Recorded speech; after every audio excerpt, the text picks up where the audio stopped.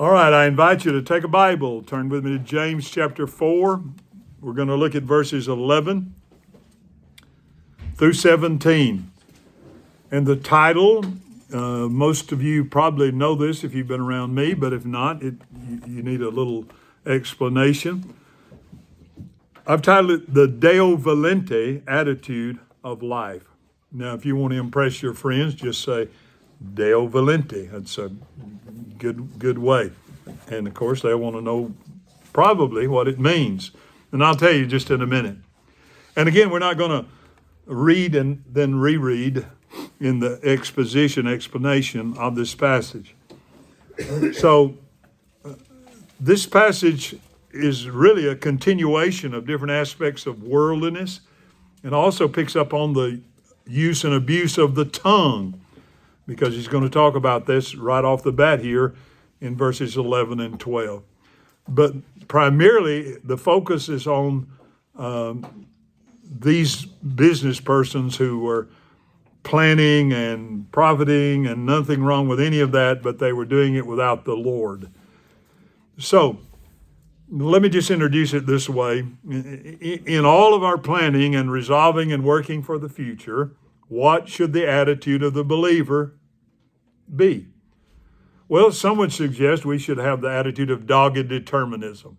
That means keep a stiff upper lip, just, hang on, make no difference, just dogged determinism. Others suggest that we should be energetically optimistic. Did you hear about the perennial optimist who was on top of the Empire State Building and decided to commit suicide before they put that thing up there? And he jumped off, and somebody heard him when he passed the 42nd floor say, "So far, so good." That's energetically, unabatedly optimistic. Others suggest a more cautious skepticism. And if you're not careful there, you become a skeptic about everything. And then you become a critic, and then you become sour. Well, considering all the problems that confront us, some suggest we should be just, like I said, cautiously skeptical.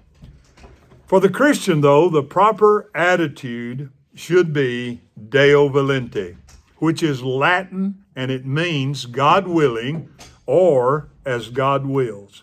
So say it with me, Deo Volente. One more time. Deo Volente, God willing, or as God wills. This simply means that we live life in the awareness of God's sovereignty over every aspect of our lives, also mindful of our frailty and of life's uncertainty. Now, I learned this term from the Puritans, and many of those old Puritans would end their correspondence with these letters, DV, Deo Volente. Even John Wesley and the early Methodists had the same practices of using DV in their correspondence. You see that there was a concern on their part for making sure that they lived in thought and deed and attitude in submission to the will of God. Pastor Ken Hughes said that God willing is the posture of a burning heart. Well, when we say Deo Volente, if God wills or God willing, we're actually making a statement of faith if we're using it properly. We believe God does will. We believe God has a good, acceptable, and perfect will that He wants us to live in. But like so many other catchphrases, the use of DV, Deo Volente, or God willing, can develop into a superstition of sorts, thinking that if you can just tag whatever plan we have by DV at the end, then it's going to be fulfilled. And that's superstition. For me, growing up in the hill country of Middle Tennessee, I heard people frequently tack on this expression to their plans, and even recently, last visit, I heard this. And here's the saying: we're going to do this, the good Lord willing, and the creeks don't rise. Yeah. You heard that? Yes. The good Lord willing, and the creeks don't rise. Well, you got to be from the country to really appreciate that, because if creeks rise, you can't get across, and your plans are going to be frustrated. But basically, for the most part, that's just a saying added on. But the truth of the matter is that James is calling for the heart attitude of humble submission to the Lord. And when we verbalize God willing or not, the essential fact is that it displays a necessary attitude for a humble walk with God. Christians must learn to live the day-to-day life in glad submission. Now listen, in glad submission. Not, I'm going to do it, but I don't want to. No, gladly believing that God's will, even though it may be challenging, it may be difficult, it may be what I want, my heart is inclined toward Him, and I want to do your will because I know that your will is far better than anything I can think of, anything I can will up. So as Romans 12 says, it's good and acceptable and perfect. And I want to stay in alignment with it. So let's explore the text by considering, first of all, the assumption that God confronts.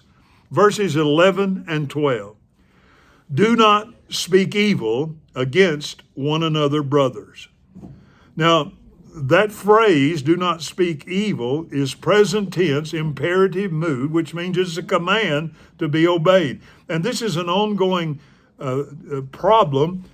And the word speak, there's a strong word. It actually means to put down, to defame. And so apparently they're in the process of doing this. And notice again, where are we? To whom is he speaking? Brothers. Are you looking? Verse 11. Do not speak evil against one another, brothers. The one who speaks against a brother or judges his brother speaks evil against the law and judges the law. Now, what law? Well, it could be some of the Old Testament laws, or basically the law that he defines here in a previous statement where he calls it the royal law of liberty. So that's probably what he's referring to. But just the law in general, God's revealed will in general. If you judge the law, you are not a doer of the law, but a judge. There is only one lawgiver and judge, he who is able to save and to destroy. But who are you to judge your neighbor? Now that construction there, doer of the law, actually means, according to Greek scholars, lawgiver, i.e. one who makes the law. So what does that make the one who makes the law in this context? It makes him a little God player. So notice in your notes, here's the first thing that he's confronting. Doesn't use the terminology, but the reality is there. They were judging wrongly, acting as little God players. Pastor Brian Bell begins his teaching on these verses by saying, quote, James introduces us to the most widely played game among Christians then and now, playing God with others and playing God with yourself. Now, playing God with others involves verse 11 and 12, and playing God with yourself, verses 13 through 17. Here's the truth of the matter. Since Satan manipulated Adam and Eve into believing, while they were there in the garden, that they could become little God players, determining right and wrong for themselves, choosing when, what, when, where, however they wanted to live life, everyone since that time has been born with a natural proclivity and passion for wanting to be God in our own lives and in the lives of others. Are you following me? Yeah, well, I want this to echo in your hearts, because all of us still have that tendency, some of us more than others, present company excluded. You're laughing at me because you know me. Well, notice again, this God-playing role shows itself by imagining yourself as superior to other Christians so as to put them down. Now again, he's not saying don't discriminate in the sense that you judge between good and evil, right and wrong, those kinds of. One of the typical Christian, and we might just call them cultural Christians, and all unbelievers know this verse of Scripture: "Judge not, judge not." I've heard that 1,000 times over the past 56 years. But what they need to do is keep reading, because if you read John 7:17, Jesus said, judge with righteous judgment. So he commands us to judge. What he's condemning is a judgment in which you are putting yourself in the place of God and trying to determine and control other people. So, how are they doing that? Well, by slandering or speaking evil of their brothers and sisters.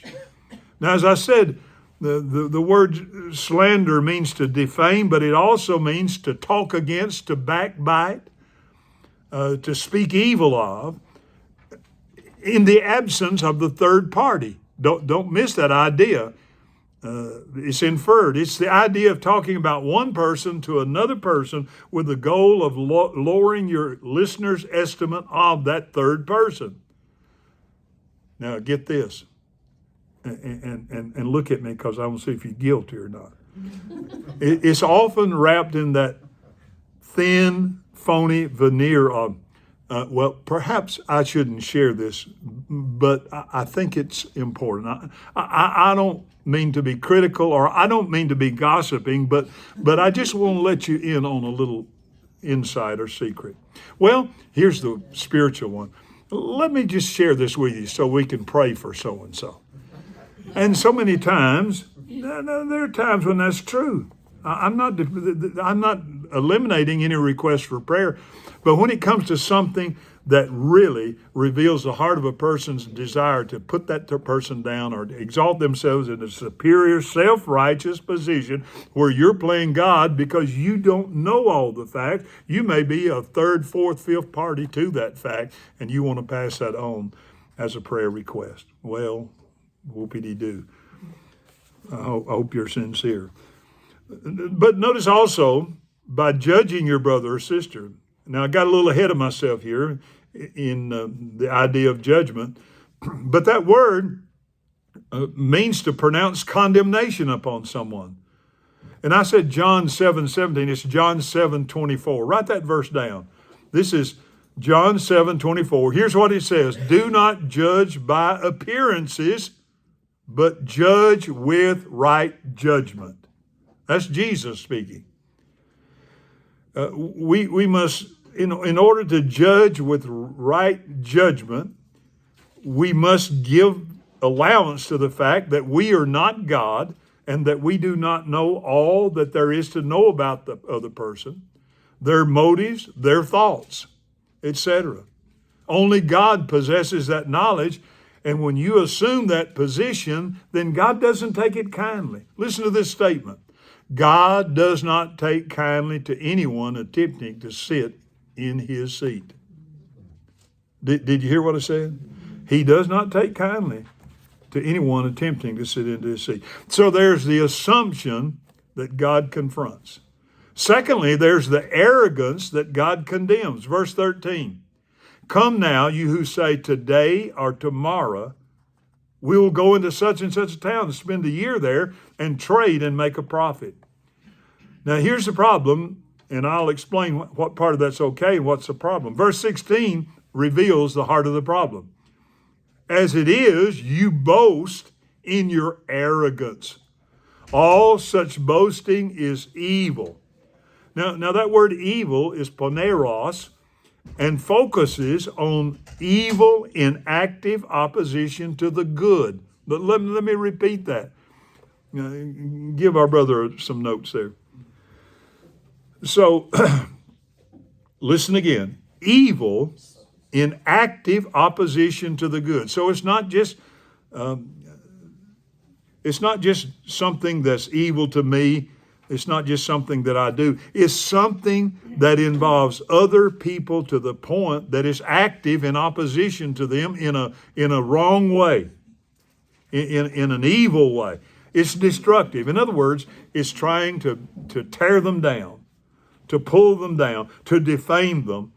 And then in this context, it's in the context of how you're going to do your life, how you're going to live your life, how you're going to do your business, how you're going to order your life. So Both of those things are involved, playing God with yourself, playing God with others. Solomon said, the lot is cast into the lap, but the whole disposing thereof is of the Lord. That's Proverbs 16:23. As hard as we find it to believe, man cannot control future events.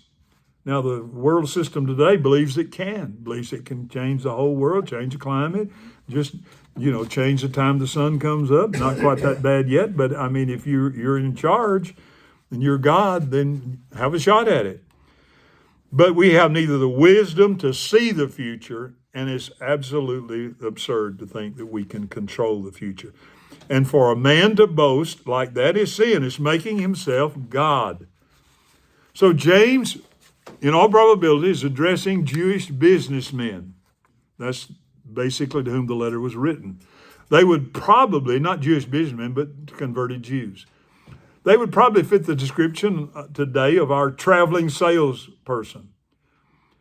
I see them over and over again in the airports, and they diamond medallion members in Delta, frequent flyer miles and all that, and they got their day planners out. Every time they get a break, they're making their plans, and so they're planning not only today, but in here they were planning for another year. But notice, if you will, these verses, again, verse 13. Their planning is very optimistic. Dr. David Jeremiah says of verse 13, number one, the plan was constructed today or tomorrow. The place is chosen. We'll go to such and such city. The period is calculated. We'll spend a year there. Then the purpose is considered. We'll buy and sell. The profit is computed and made a profit. Now, this sounds like a good business plan, right? Well, what's the problem? There's nothing wrong with that plan.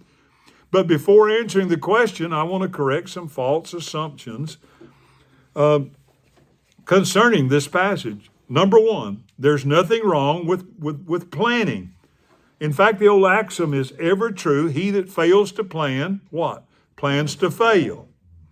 So James is not condemning making plans for the future. Secondly, there's nothing wrong with being a traveling salesman and buying and selling and making money. He's not condemning making a profit. That's not what this is about.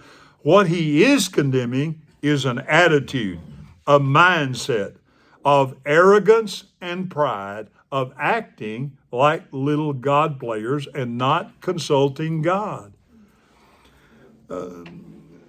Ken Hughes said, so pervasive is our culture's arrogant independence of God that even many, and then he has in parenthesis, most with a question mark, most Christians attend church, marry, choose their vocation, have children, buy and sell homes, expand their portfolio, and numbly ride the currents of culture without substantial reference to the will of God.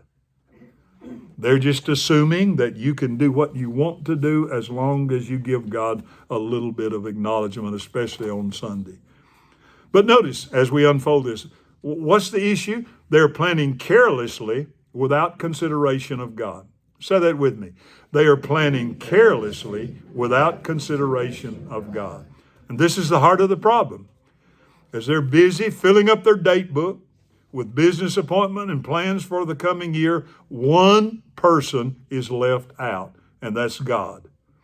They're saying, in essence, what most Americans are saying: God has no business in business. There's another saying in Middle Tennessee, goes like this: business is business. Business is business. In other words, cutthroat, get all you can all you get, and sit on the lid and poison all the rest. Every man for himself, let the loose end drag, the devil take the hinder part. You got to get it while the getting is good. All those things, and you probably could add some more. Well, that's little God players. So these men were what could be termed practical atheists. They would affirm, no doubt, vehemently they believed in God, but they're living like God didn't exist, like their God.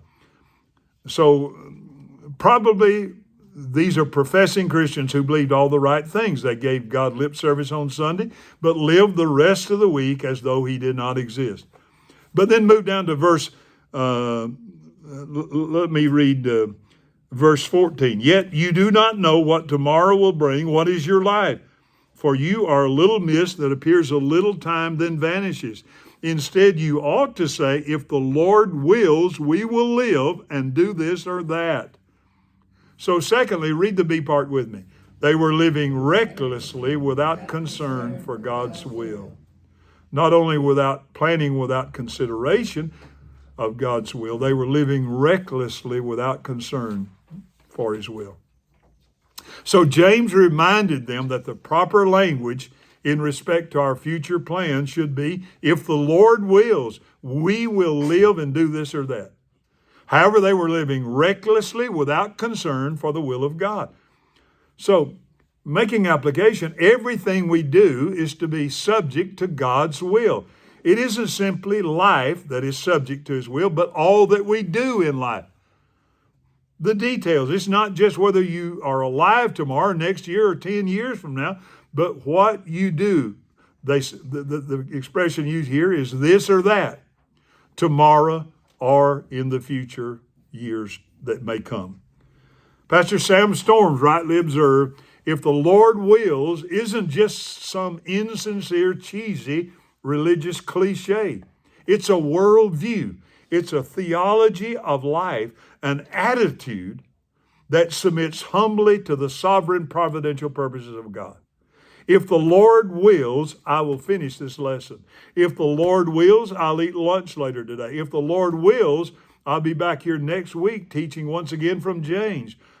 But God may not so will. And if he does not, listen closely, he has not treated me unfairly. He will not treat my wife unfairly. He will not treat any of us unfairly. Because for me, you know, if you know me, I never want to be treated fairly by God. Never. Because why? Fair means just. Just means you get what's coming to you. If you get what you deserve, what happens to you? You go to hell. I don't want fairness. I want mercy. Hello. Don't give me what I deserve. I'm in big, big trouble. And guess what? You are too. So the next time you're saying, that's not fair, that's infantile paralysis. Get over it. Fairness is not what you're after. So I could spend a lot of time on each one of these, but I don't have a lot of time.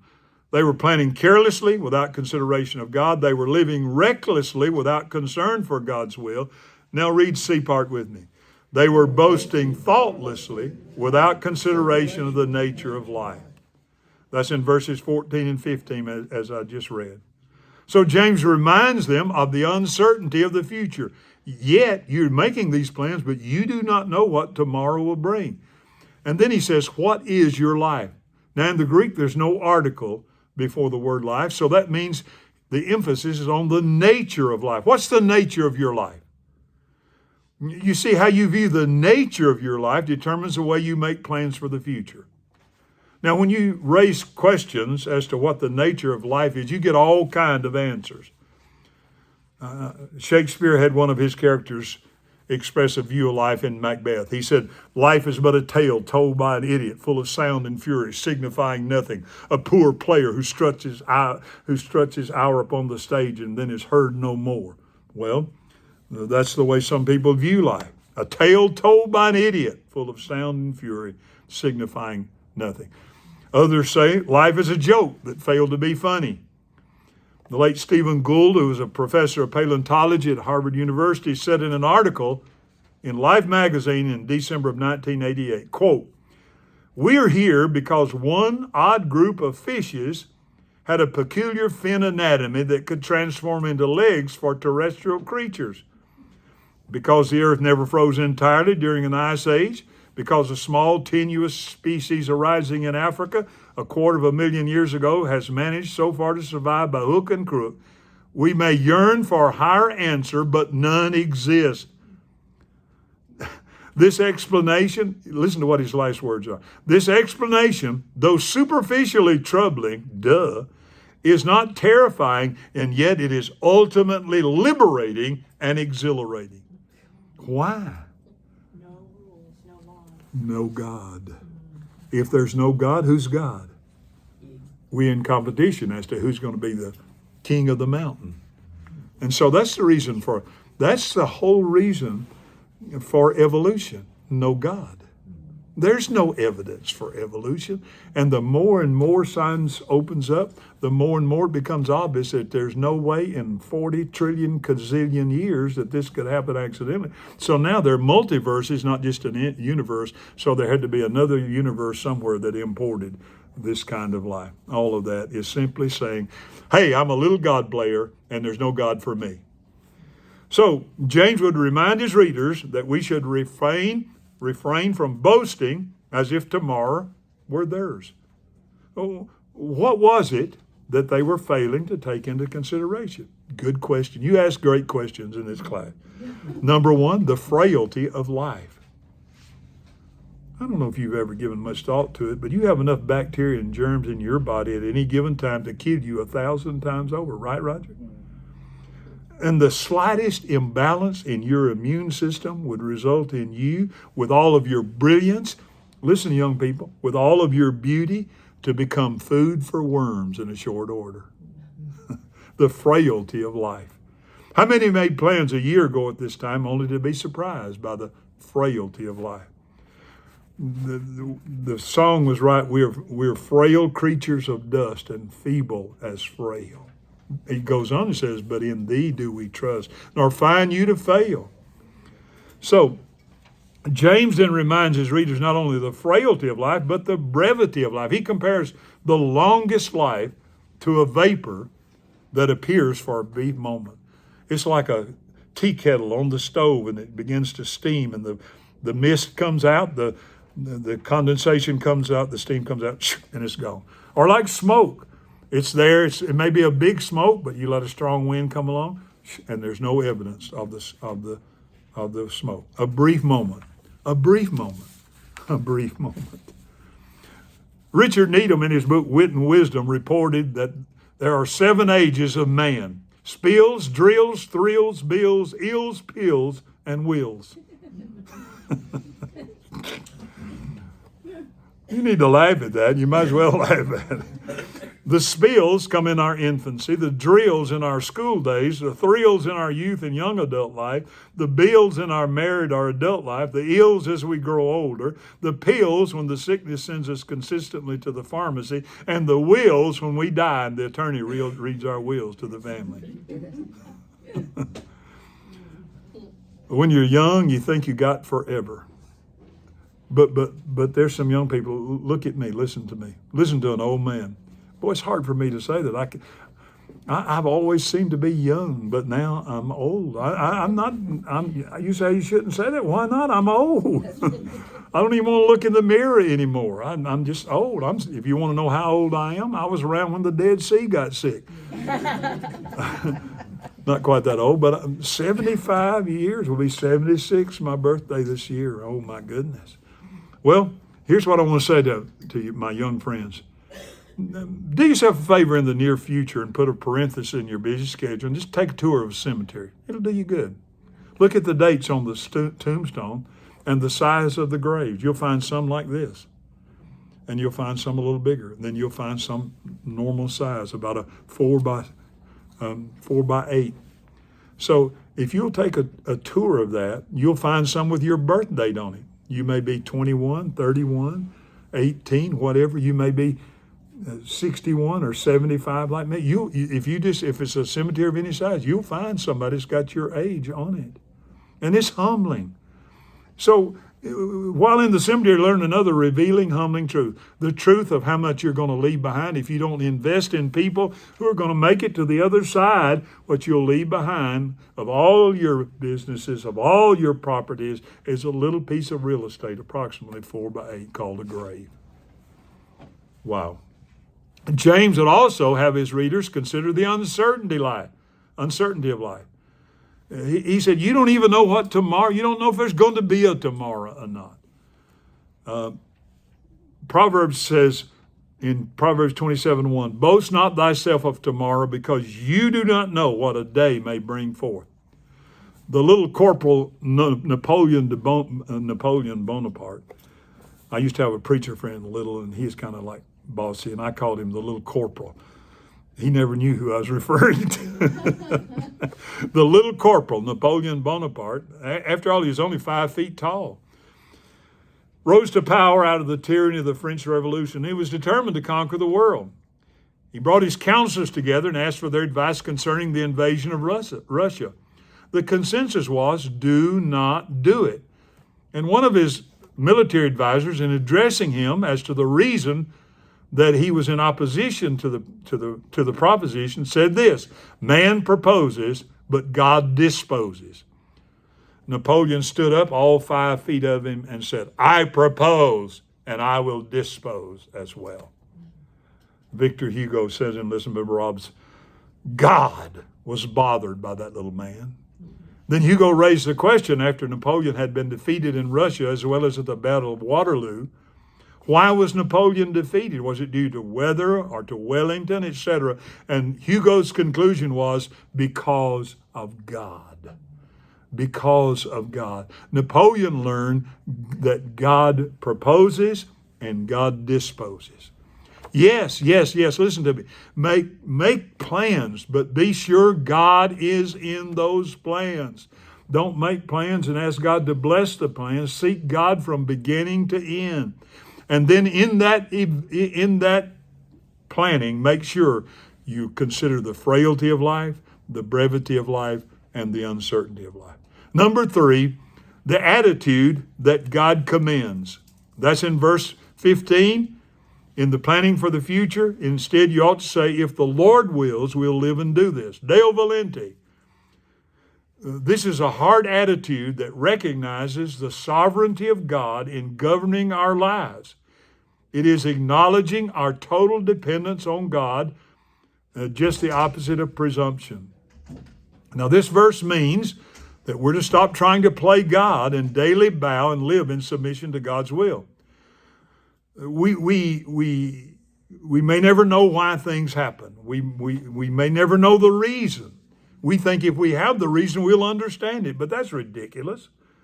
I mean, I'm convinced if God explained to you why he allowed some of these things to happen, why he did certain things and wrote it in gold letters 1,000 feet high over your head in the sky where you could see it and read it and even read it to you, it presumes that you have enough maturity to accept the reason why he did it. And basically, if it doesn't agree with the way you think things ought to be, you'll have a problem with agreeing with that. Hello? Shake your head. Yes, that's true, whether you want to shake your head or not. You see, we're into public relations for God. God doesn't need PR. I'm going to write an article about that. That's the reason I'm mentioning that. God doesn't need public relations. Well, God did this because he couldn't help it. God did this because he didn't know. God did this because we have free will. Well, you need to shut your mouth. You don't know why God did what he did. And you don't know where God was in that. And he'll take care of him. He'll defend himself. He doesn't need your public relations. Well, let me just say 2 things here. We should cultivate an attitude that makes no allowance for anxiety over the future. Be sure you hear that. Matthew 6:34, Jesus said, don't be wrought up about tomorrow. Tomorrow's got enough problems of its own. Tomorrow's forever in the womb of time. Yesterday's forever in the tomb of time. All we have is this present moment, and we're to live it coram Deo, before the face of God, enjoying God, delighting in him, so that if, bang, this is my last moment, it'll be a good moment because I'm living it in the presence of God, to whom I know and to whom I will know in an ever-deepening way forever and ever. But again, let me correct any misunderstanding that you may have. I want to say again, this does not negate the importance of making plans. However, in our planning, we must make sure that our plans are in line with God's word and God's will. We must keep things in proper perspective. This means that we clearly understand, be sure to hear this, that our primary purpose in life is not to make a living. Who told you that? You said, I've got to live. No, you got to die. That's one thing for sure. Far too many people are spending so much time trying to make a living that they're missing out on life as well as making a mess of their lives.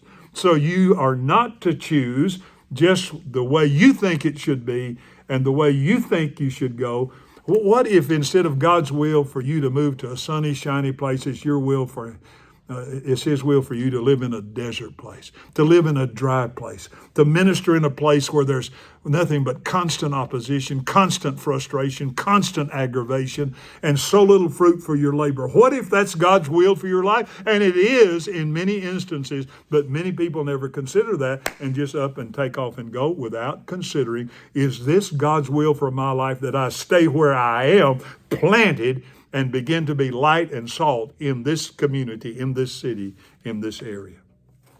So we've got to have no apathy toward the future, no anxiety, no apathy over the future.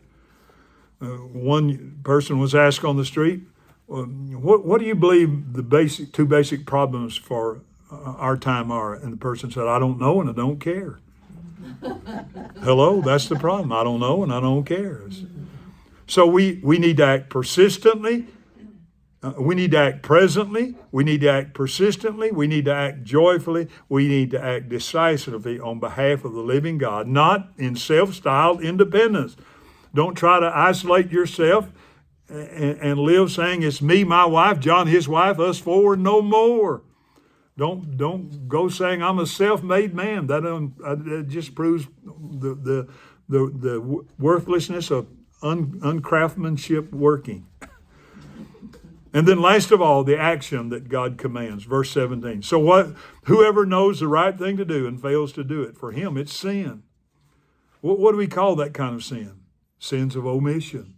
But it has a context. The Greek scholar A.T. Robson calls this verse a summary of the entire epistle of James. Know is a strong verb meaning to be acquainted with and responsible for.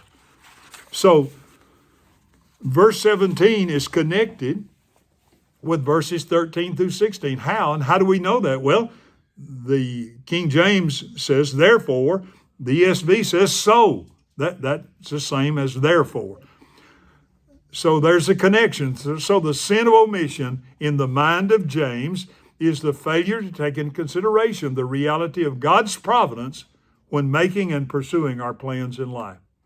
Thus, the, quote, right thing to do that James mentions in verse 17, the not doing of which he calls sin, is the conscious, happy, consistent, indisputable acknowledgement that whether we live or die, whether we go and whatever we do is subject to the sovereign, providential, majestic will of our Heavenly Father. Now, last of all, just some searching questions for you and me. What is the nature of your life? What plans do you have? Is God authoring those plans? Has He given His stamp of approval upon those plans? Are you considering the will of God and the glory of God and the extension of God? What is your life? What is your reason for living? Does your life have this stamp upon it? Deo Volente, God willing. Are you submitting to His authority, recognizing His right to rule your life, bowing humbly in submission to Him and His purpose, and saying consistently, Lord, not my will, but yours be done. And then last of all, as you plan for the future, and do that, please, remember these three precautions. One, beware of self-centered planning. Don't leave God out. Number two, beware of self-confident presumption. You do not have a promise of your tomorrow. Your life is like a vapor. Number three, beware of self-complacent procrastination. Therefore, to him who knows to do good and does it not, to him is sin. I'll do it tomorrow and tomorrow and tomorrow, and tomorrow never comes. Last of all, one sentence. Life is short, death is sure, sin is the cause, and Christ is the cure. Say it with me. Life is short, death is sure, sin the cause, Christ the cure. Amen.